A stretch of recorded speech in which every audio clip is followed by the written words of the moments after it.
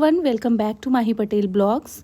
तो गाइज़, अभी मैं आई हुई हूँ मायके में और हमारा प्लान पहले से ही बना था कि आने के बाद ना हम जाएंगे नेपाल घूमने, क्योंकि माही की डिमांड रहती है हर बारी जब भी आते हैं नानी के घर।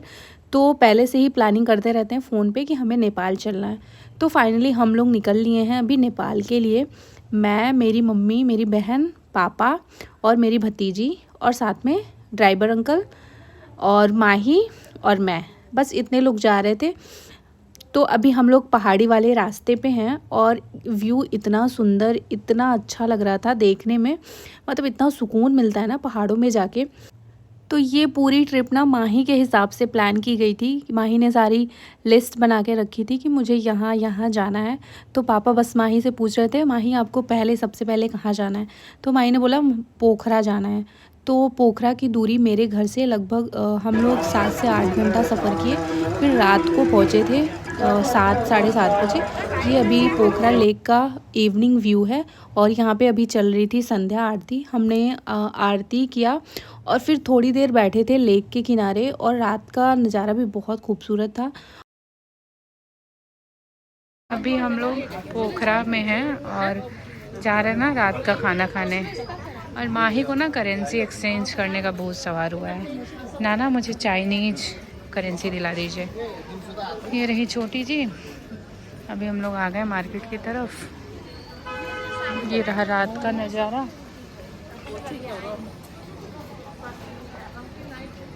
मम्मी और ड्राइवर चाचा।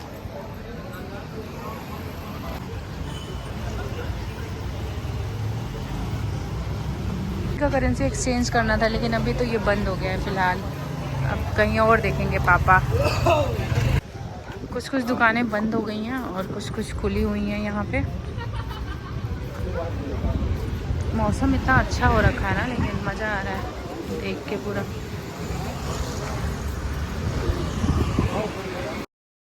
तो मार्केट घूमने के बाद हम लोग रात का खाना खाएंगे और फिर रात में आराम करेंगे और फिर सुबह निकलेंगे दर्शन के लिए। तो यहाँ पे बबल टी पीने का मन हो रहा था तो हमने बबल टी लिया। अभी हम लोग आ गए हैं पोखरा लेक और ना इस टाइम पे बोटिंग करेंगे। पापा वहाँ पे ले रहे हैं टिकट्स। आसी, मम्मी।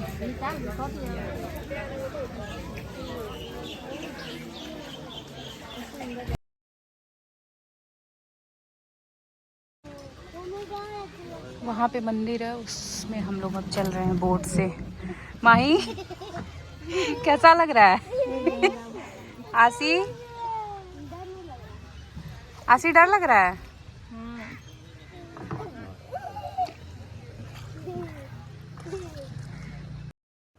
फेवा झील के बीचों बीच एक छोटा सा आइलैंड है, वहाँ पे है ताल बरही मंदिर, जहाँ पे दुर्गा माँ ने बरही के रूप में अवतार लिया था और राक्षसों का वध किया था। और इसके पीछे की स्टोरी ये है कि यहाँ पे पहले झील नहीं हुआ करती थी, एक छोटा सा गांव हुआ करता था।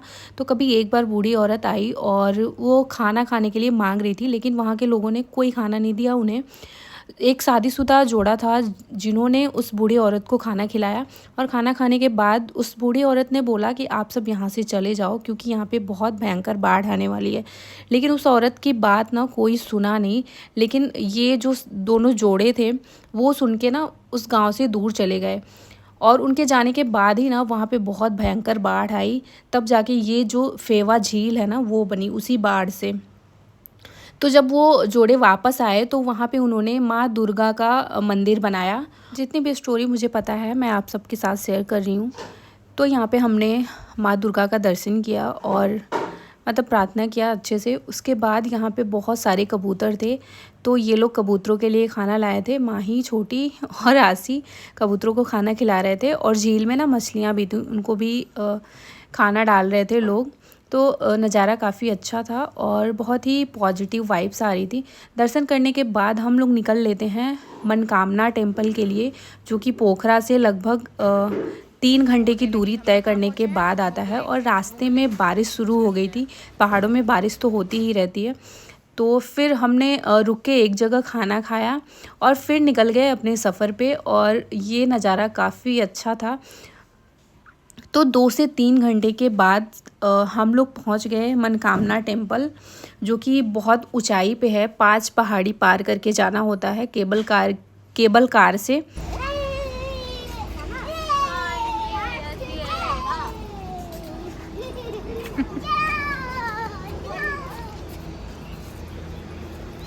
यहाँ से हम लोग जाएंगे उस पहाड़ी पे केबल कार से, बहुत ऊपर है मनोकामना देवी मंदिर।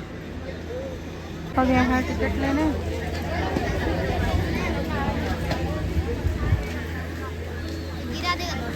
चल के जाना पड़ेगा। सारे लोगों का टिकट ले लिया गया था और फिर हम लोग जा रहे थे केबल कार की तरफ। और यहाँ पे हमने ना बैठे बैठे, मतलब वेट करना होता है जब नेक्स्ट केबल कार आती है उसके लिए।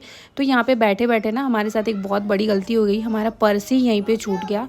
और जब हम पहुँच गए सबसे ऊपर वाली पहाड़ी पे मंदिर के पास, तब जाके याद आया कि पर्स तो वहीं रह गया। और केबल कार में बैठने के बाद ना जैसे जैसे ऊपर जा रहा था डर लग रहा था।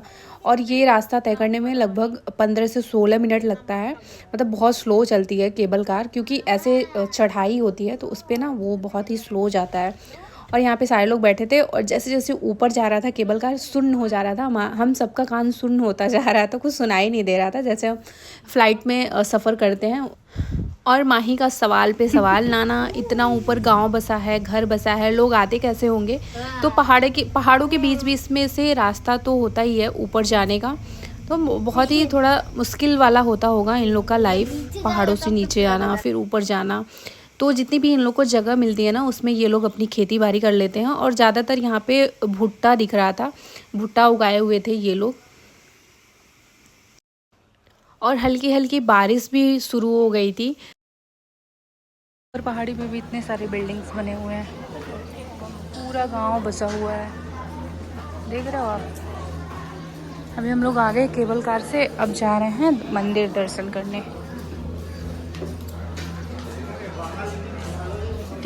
टिकट्स छोटी है ना। चल हम लोग लगभग मंदिर के पास पहुंच गए थे, लेकिन अभी भी थोड़ा सा पैदल चल के ऊपर जाना था। तो यहाँ पे हमने प्रसाद लिया और ये रहा मेन मंदिर। और ये मंदिर माता पार्वती के भगवती रूप को समर्पित है। लंबी लाइन लगी है वहाँ से लेके बाप रे, ये मंदिर के अंदर। अभी हम लोग जाएंगे ना ऊपर। ऐसा माना जाता है कि यहाँ आने से ना आपके मन की इच्छा पूरी होती है, इसलिए इस मंदिर का नाम मनकामना मंदिर पड़ा हुआ है। दर्शन के बाद हम लोग निकल लेते हैं वापसी के लिए। दर्शन करके आने के बाद हमारा पर्स तो मिल गया, फिर हम लोग निकल लिए थे दूसरी जगह जाने के लिए। और रास्ते में इतनी बुरी तरीके से फंस गए थे हम लोग, इतनी भयंकर जाम, लगभग 10 से 15 किलोमीटर तक का जाम लगा हुआ था। और इतनी मुश्किल हो रही थी, ऐसा लग रहा था कि पूरी रात गाड़ी में ही गुजारनी होगी। मनकामना मंदिर से हम लोग जाने वाले थे दावनी देवी दर्शन के लिए, लेकिन रास्ते में ही फंस गए और दर्शन भी नहीं हो पाया दावनी देवी का। 7-8 किलोमीटर की दूरी तय करने में लगभग हमें 9 से 10 घंटे लग गए। हम ट्रैफिक में ही फंसे रहे, हालत बहुत ज़्यादा ख़राब हो गई थी और मैं बहुत ज़्यादा कुछ रिकॉर्ड भी नहीं कर पाई, बहुत ज़्यादा घुटन महसूस हो रही थी। आप देख सकते हो बहुत ज़्यादा लंबी लाइन लगी थी, सारे लोग एकदम से परेशान हो गए थे। और पहाड़ों में बहुत ज़्यादा रास्ता भी नहीं होता है, और ये जो रास्ता था ना ये बन रहा था, अभी कंस्ट्रक्शन चल रहा था, तो इस वजह से और ज़्यादा दिक्कत हो रही थी। देखिए इनको कोई काम नहीं है, पत्थर से आग निकाल रही है गाइस। देखिए इतनी लंबी लाइन लगी हुई है, अभी तक हम लोग फंसे हुए हैं।